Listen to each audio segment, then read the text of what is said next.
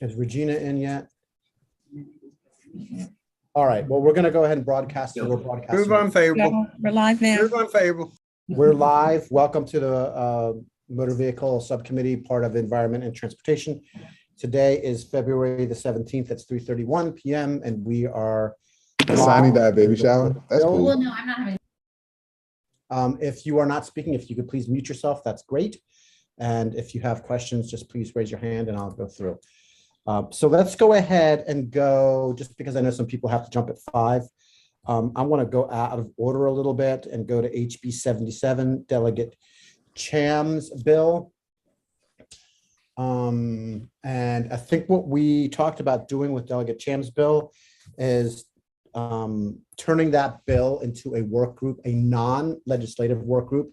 So I have talked with Delegate Cham, and Delegate Boyce has talked with Delegate Cham in detail of the idea.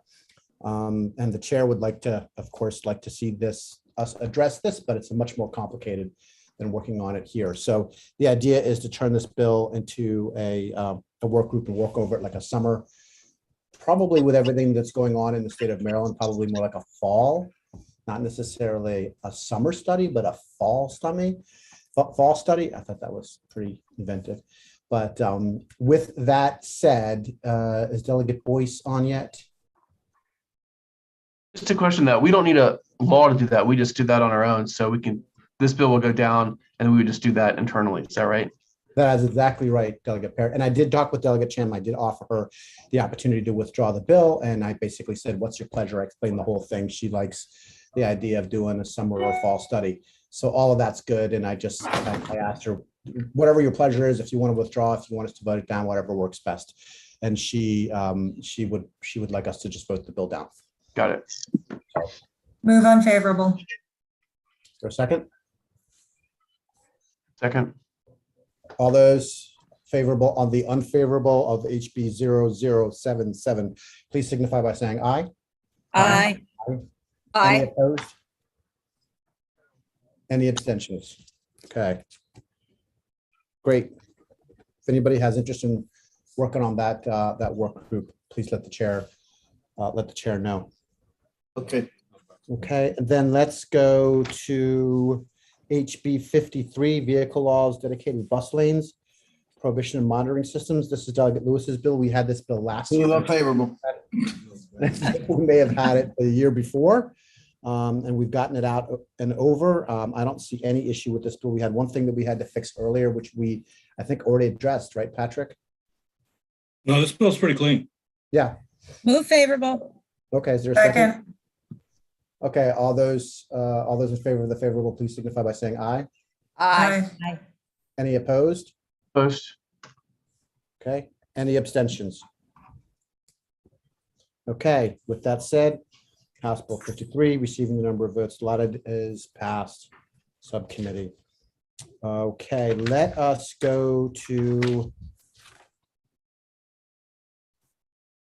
Let's go to, who do we have? Yeah, let's just go to Delegate Lehman's bill, the vehicle laws, race speed contest penalties. We're just going to discuss this for now because it's kind of complicated. And a couple of other bills we'll discuss too. So last year or the year before, right, Delegate Anderson, we passed a specific bill for Ocean City that was very complicated because they were having similar problems in Ocean City. And what we ended up passing was a bill that required, if somebody received one of the tickets, one of the violations, to must appear in court. Now, in this particular case, it worked very, very well because there were people coming from all over the East Coast to Ocean City, taking over numerous blocks of prime Ocean City by highway, in which there are a lot of kids and a lot of people walking around, and the police really didn't have a lot of options. But as soon as we passed this local bill, it required them to must appear. All of these people coming from New Jersey and North Carolina and Pennsylvania, all of a sudden they found themselves in a position where that ticket wasn't so much fun when they realized that 4 or 5 months later or 3 months later, they were going to have to drive back to the state of Maryland and appear in court and explain themselves. Patrick, as I understand, I think that's the only piece of the bill. I don't remember if we worked with judiciary. I know we worked with judiciary because I remember working with Chair Clippinger a lot on this bill, but I don't remember whether we had any penalty other than the must appear. Were you ever able to find out on the original bill whether we had a must appear on that? Whether we had anything besides a must appear? Was there anything incarcerable other than? Well, we didn't have, it wasn't a must appear like the language used. It was because it was incarcerable that was must appear. Must appear. It was a 60-day incarceration possibility. This was 2 years ago in the pandemic session. And that's why we had to run it by judiciaries, because of the incarceration penalty. I can't, would we have to do that in this case, or I thought? No. There are two bills that we have out there. One's a Senate bill. We haven't seen it yet. It's Senator Bidel's bill. And the other is the amendment, Delegate Lehman's bill with the amendment that she gave, and they're very similar. One of the differences is that Senator Bidel's bill has the 60-day incarceration from Worcester County, whereas Delegate Lehman's does not have incarceration, which means we don't have to go through judiciary, but it does have the must appear language. So both are must appear, but for different reasons. Right, but theoretically, for Delegate Lehman's version, the must appear is not incarcerable, correct? Correct. The only time that I think the subcommittee should understand this, and correct me if I'm wrong, Patrick, but the only time it becomes incarcerable is if the person who's received the violation does not appear in court, and then it is up to the judge. The judge can theoretically. Well, that's something different. We don't want to go there. Remember. Okay.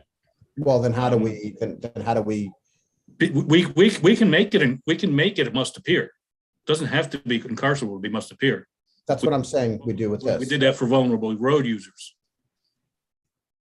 Right. That's what I'm. You could just say, even if there's no jail time penalty, you've got to appear before a judge on this violation. Right. What Delegate Lehman's bill does. Right. So that would work very well, and they would have to appear. The only backup to this is if they do not appear, the judge doesn't the judge retain the right to issue an FTA, failure to appear warrant? Well, again, that's a different thing. If you don't show up for court, you'll get a bench warrant. That's different area. That's up to the judge's discretion. Yeah. Okay. So that's a way. I want to just discuss this because I want to see what everybody's thoughts are. Delegate Louth, please. Thank you, Mr. Chair. I actually put my hand up just so I can remember. I have a different question. So to stick on your point, I'll hold for a minute. I have a question. Delegate Parrott. The must appear, does that mean that you have to appear in person, or you could get a lawyer to appear on your behalf, or you actually have to be there physically? I would assume you have to appear. I would assume the same. You have to appear. You can appear with your lawyer if you want, but Your lawyers aren't stand-ins. That's pretty harsh for like That's the emergency idea. thing. That's the point. well, if you watch the video, Delegate Parrott, and you see what the problems are. Yeah. So is your suggestion, Delegate Parrott, it's okay to take over an intersection, peel wheels, make big smoke clouds, put all kinds of people in danger of losing control of your vehicle, running them all over, and then them actually having to show up in court? That's harsh.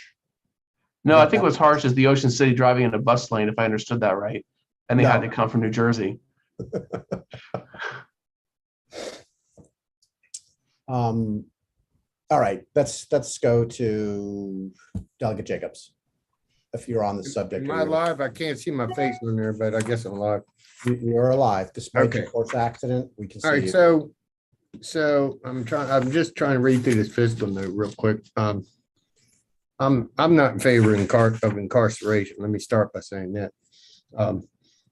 But is there a must appear for certain amount of points currently in law? Points goes to administrative penalties on your license. That's it. It doesn't go to insurance, doesn't go to jail time or anything like that. Yeah, I understand it, but if you get let's say 8 points or 12 points, is that must appear now, or is that a payable offense? For whatever the offense is. No, you just get the points. Okay. So it's Depends not, on the violation, the specific violation. doesn't so it? it's not a, if you got 12 points, which is, that's where you lose your license, I believe. You don't have, there's not a must appear on that ticket is what I'm saying. No. Okay. Well, I mean, there could be, depending on what it is. Yeah, I mean, it could be, but it's not automatic is what I guess is my No. question. Okay. Although if your license gets revoked for 12 points, you probably have to go to administrative hearing at MVA to get it back. Right. That's not in court. I'm just trying to see if there's a thread on these must appears based on points. That's all. Nope. Okay, thank you. Delegate Love, or should I go to Delegate Foley? Sorry, mine's about points, so why don't you go to Delegate Foley? Delegate Foley. Thank you, Mr. Chair. Thank you, Delegate Love. I think my question for Patrick is, it's along the lines of Delegate Jacobs' question, but a little bit different. But are there other offenses that you have to appear but don't necessarily face incarceration? A good question. Until about 8 years ago, there were not. In justice reinvestment, they put one in, and I forget even where it is. It's some offense that must appear. And then we put another one in last year for vulnerable road users. Those are the only two I know of. Okay, I'm sorry, I'm to be not up to speed on Okay. up to speed on this. But Patrick, what is a vulnerable road use? Oh, it's a bill we worked on for a number of years that passed last year, I believe. Mhm. It's enhanced penalties for people who Are vulnerable. negligently people who are defined as vulnerable road users, bicyclists, pedestrians. the Oh, like. so like if you run them off the road or something, then you would have to appear in court? Is that what you're saying? Right, if you committed a violation or you're I got charged it. with a violation. Okay, thank you. It is actually, all jokes aside, it's defined as those people, those on the road that are vulnerable, which is why we called it vulnerable road use. Delegate Foley. Okay. We Delegate tend to Love. use shorthand to describe our bills around here. You'll get used to it. Yeah, we don't actually use bill numbers because that's way too complicated. Delegate Love. Thank you, Mr. Chair. So last year we had a lot of discussions. I think it was one of Delegate Stewart's bills on a number of different things, and we dove deep into the points. I have not done that on this bill, but are these points that are in this bill, are they consistent, I guess, with the other points in the offenses? And the vulnerable. Well, that's a judgment for the subcommittee to make. But the question that Delegate Love has is, in its current form, is it? Do we know? Well, right now, the bill, which I believe is the same as Delegate Stewart's last year. I know that it was derived. Delegate Stewart asked Delegate Lehman to put it in. It's the piece that we took out of Delegate Stewart's bill. Right now, this changes the points. I'm looking at the Senate bill. The House bill changes the points to 8 points for these violations and 12 points if it results in serious bodily injury. Right, so I think I'm just trying to remember, and I guess I'll have to go back and do this, but just for comparison, what else was 8 and 12? Oh, I can look that up for you.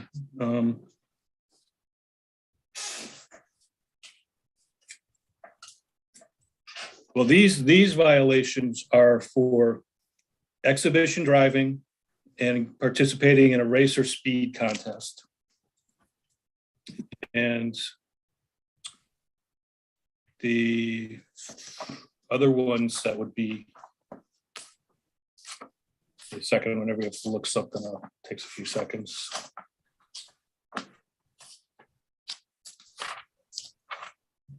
All right, other examples of 8 points are under the current law, drunk or drug driving within 12 hours after arrest of drunk or drug driving, turning off lights to avoid identification, failing to stop after an accident resulting in damage to intended vehicle or property, failing to stop after accident resulting in damage to unattended vehicle or property. And then there's a couple of commercial drivers violations. 12 points, failing to stop after an accident resulting in bodily injury or death. Some of the license penalties that we've been dealing with, driving on suspended licenses, driving on canceled licenses and the like. Let me be exact on that. Driving while privilege is canceled, suspended, refused, or revoked. And then there are some exceptions to that.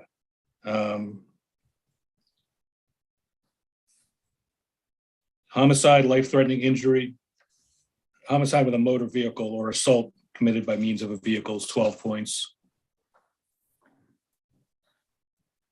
Drunk driving, a felony involving use of a vehicle, fleeing or attempting to elude a police officer, making of a false affidavit or statement under oath, or falsely certifying to the administration under the vehicle law. Okay, And looks like motor vehicle theft. got it. Okay, thank you.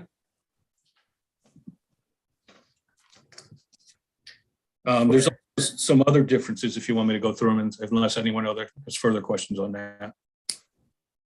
I just noticed that when we talk about the points, the Senate bill talks about resulting in serious bodily injury or death, whereas the House bill just talks about serious bodily injury. I would think if you're going to give 12 points for serious bodily injury, you'd give 12 points for death. So Yeah, I saw that and had that same question. Patrick, I'm looking, is there an exact cross file to this bill? no. No, there's not. Right? And this is with Delegate Lehman's amendments too. I can tell you that Delegate Bidle's bill was drafted after this bill hearing, with this bill hearing in mind. So that's why they're so similar. Okay. But her bill is not a cross file. It's not a cross file and they're not identical. Okay. If you want to move on this, you're going to have to make a couple of decisions. One of them being jail time or no jail time. And if you don't do jail time, you can do must appear. That seems to be a real big hammer. It is. I do think that's what we did in Ocean City, and that's great. There's no jail time. You just appear. Okay. Well, let's everybody. Does anybody have any more questions? Otherwise, let's marinate on this until next week. We'll get some answers on. Let me highlight a couple of other differences here. Okay. First, the Senate bill has separate violations. So substantively, that's not a big deal, but I think having separate violations is clearer and more easy to understand. In other words, the House bill just sort of plops into the existing violation for racist Context. the exhibition driving, and the Senate bill splits them out into two different offenses, but same effect. I mentioned that the death and the serious bodily injury. The fine in the House bill, the maximum fine is $2,000, whereas it's $1,000 in the Senate bill. There in the House, in the Senate bill, this is interesting. There is added to the speed contest a violation and a penalty for people who attend as a spectator these events, which would give police the Yeah, I don't like that. well, it would give them the added ability to disperse a crowd at least. That's something that they had for dog fighting, for what it's worth. Just tell me what's that. And then imprisonment we went over, and both of them have towing and impounding of a vehicle subject to a violation. New, both of them, but both bills have that. Okay, well, Maybe we could put together a matrix differentiating some of these in the two bills. I'd be glad to.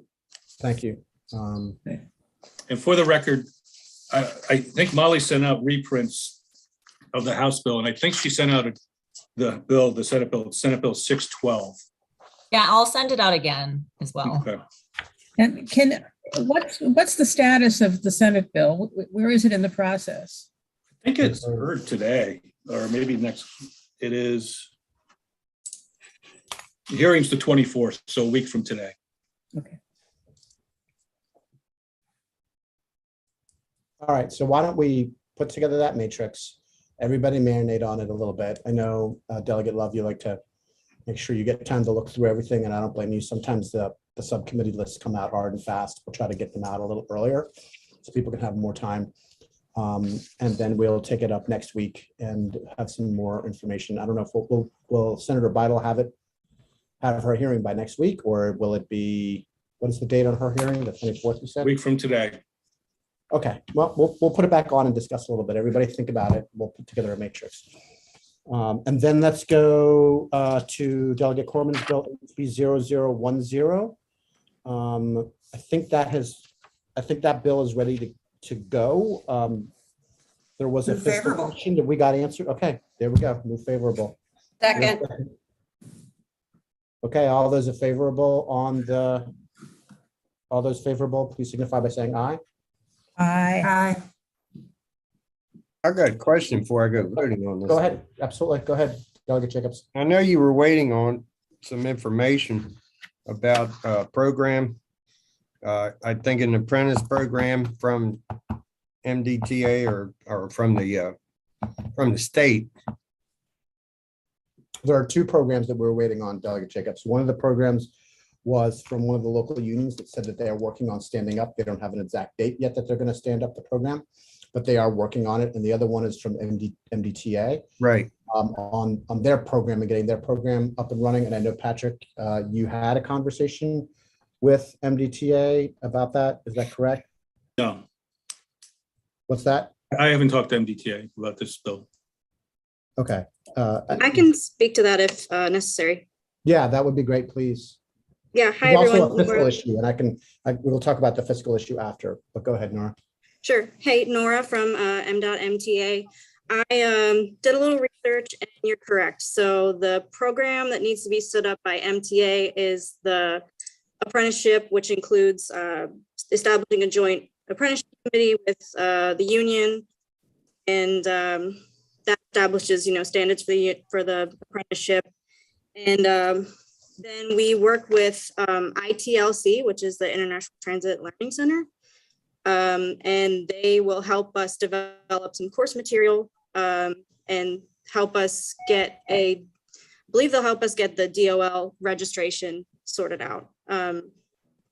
Now, something that was of concern before and remains to be of concern is that we don't have an electric bus apprenticeship in place per se. What they have right now is called the Bus Maintenance Apprenticeship. And we can kind of branch off of that and start to develop an electrified bus apprenticeship through that program. But as of right now, no course material exists for that. So that's something we need to work on. And I think what is it, ITCL, whatever it is working on that. Yep. Correct. It's going to take time anyway. The buses are just coming in. Yeah, that's my view on it, is that it's going to take time to even get the buses. And so there's time to put the program together. There was a fiscal note issue that I think has been resolved. I think our chair talked with the chair of appropriations. So that's not a concern or to Delegate Corman directly. Do you remember that conversation that we had, Patrick? Oh, yeah. And the fact is that appropriations is secondary on it. So they're by definition going to have a say. Right. So. And they've been asking for the bill, like, okay, when's it coming over? So, Nora, do you have concerns with any of the timeline or actually getting that piece from MVTA up and running, or? No, like you said, it's just going to take time and resources, both of which we recognize we'll need to put forth. So I don't think there's a concern so much as it's going to just take some time. Okay. And these are the, as we go through changing from ICE vehicles and buses to electric, these are some of the things that we're going to have to to deal with. Correct. Yep. All right, Delegate Jacobs, does that answer your questions? Do you have any other questions or reservations? Well, I mean, you're calling for the vote, and I think we just got a lot of questions, still unanswered questions. That's my only thing. Go ahead. I'm just saying that I don't, some of these issues that have come up in this as a result of this bill have not been fully answered. That was my whole point. I mean, you're voting on something with an open end is what I'm saying. Right, and I understand what you're saying, and the only thing that I would say is, MDTA, as is others, are moving forward with electrification.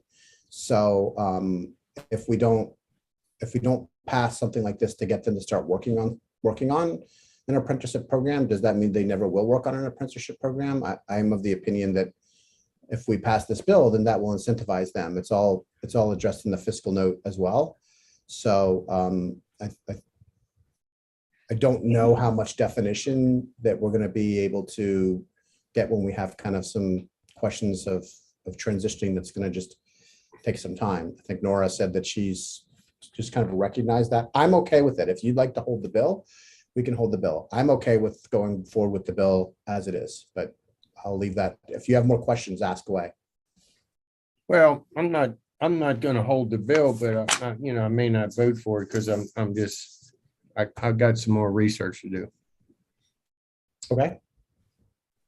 But I'm not going to be the one to hold it, You can hold the bill. You can hold the bill, Delegate Jacobs. I'd rather have you get those answers questions. I will say that one question that you brought up, I don't know that that's like completely answerable with definitive timelines, because we're dealing with variables that are a little bit uncontrollable. If we're going to, make this jump, we need to make this jump. And some of it's going to be figuring it out a little bit as we're going. So if I could say something about that. Please, Delegate Healy. Yeah, I just think that it's important to have it as a bill, as a law, so that we don't know who's going to be in charge in the future, and we don't know what the other pressures will be in the future. But we do know that we have to do this. We have to transform into all electric as soon as we can. And if we don't have all these things, at least in law, and have the pressure on to make it happen as soon as possible, that there would be possibly a temptation to just go along with the status quo and keep buying the wrong kind of vehicles and slowing down the process. So I think this is important to have in place. And even knowing that it's not going to be done overnight, I think that we still want to say we want it to be done as soon as it can be done practically. Came in the email. Delegate Jacobs, you're not muted. I can't see my face to mute me. Hey, mute me on your end. There you go. You're muted. Okay. Is there any more discussion? We have a motion that's favorable, and we are in the middle of discussion. Is there any further discussion? Okay. Anything else? Otherwise, we'll continue with the vote. All right. All those in favor of the bill, please signify by saying aye. Aye. Aye. And all those opposed signify by saying nay.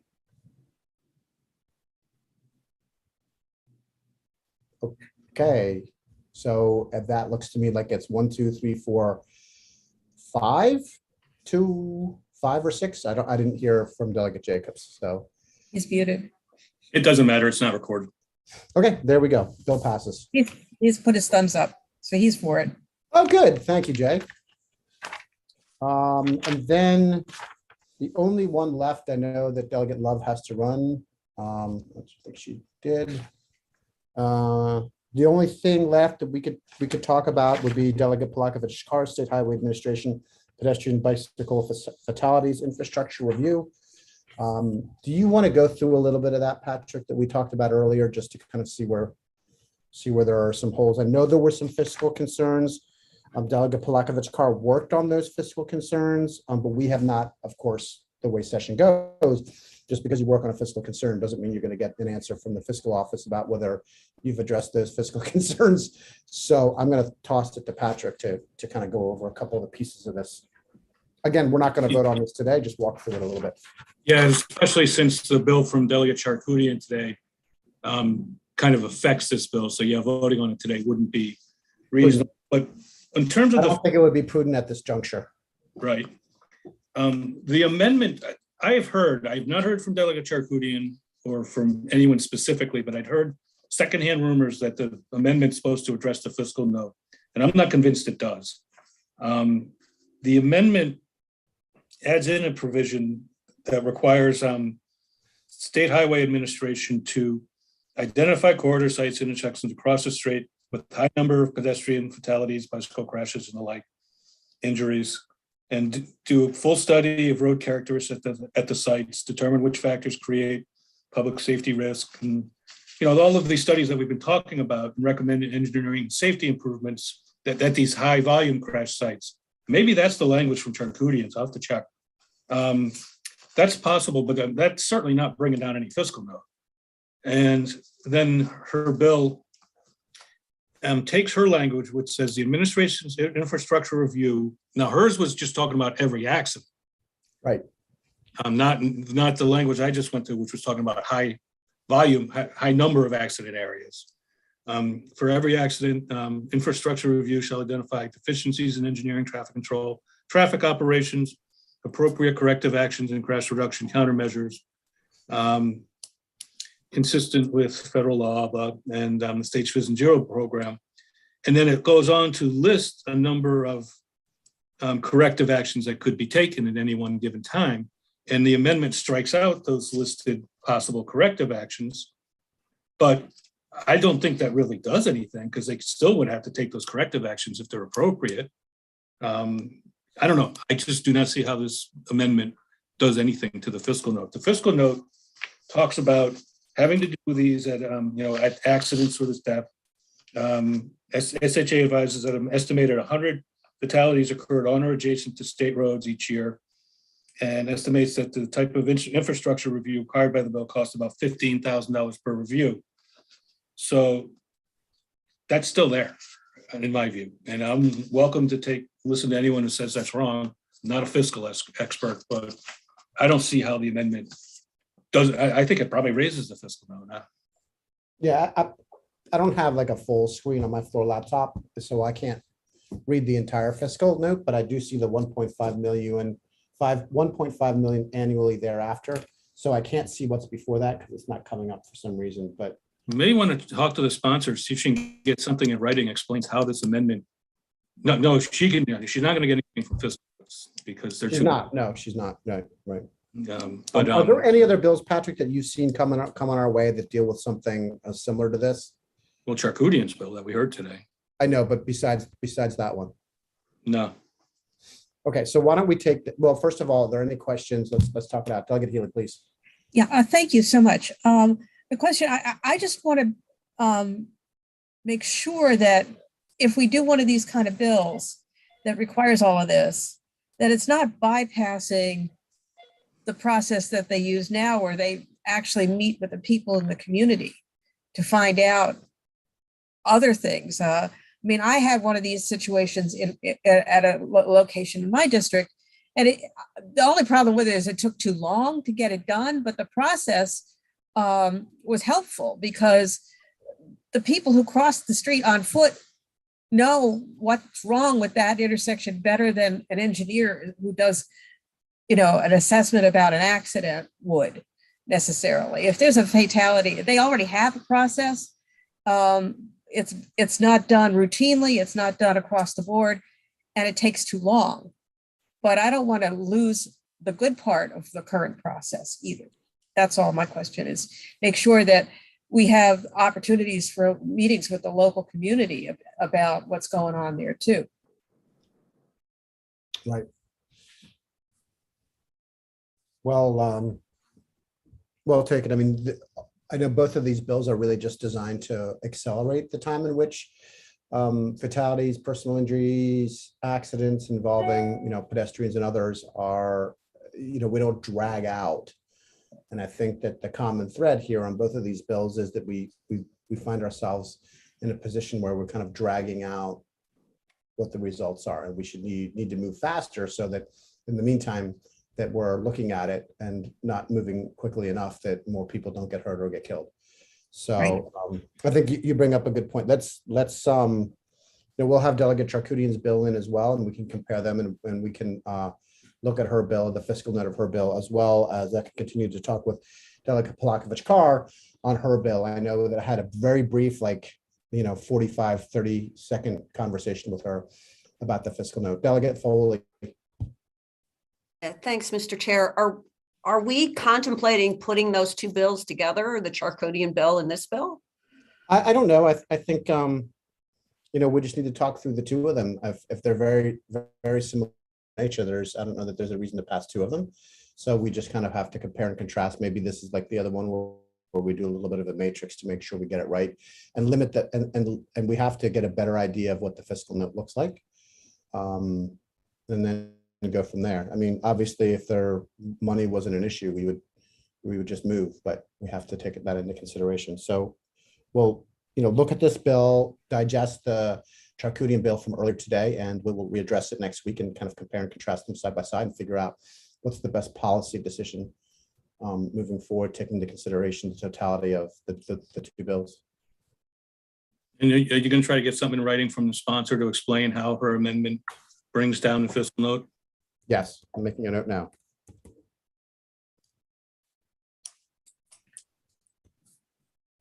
Okay, anything else on these two?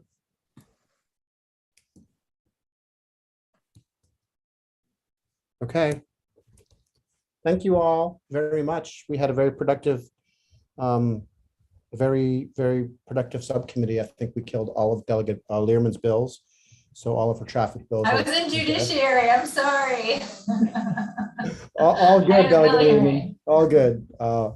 So, okay, we'll see you next week. We'll work on trying to get the agenda out a little bit earlier so we have a little more time to review before we actually have our meeting, and we'll see you next Thursday. And then if there are any other Prince George's County bills about like naming highways or something, we may end up having to deal with that in the future.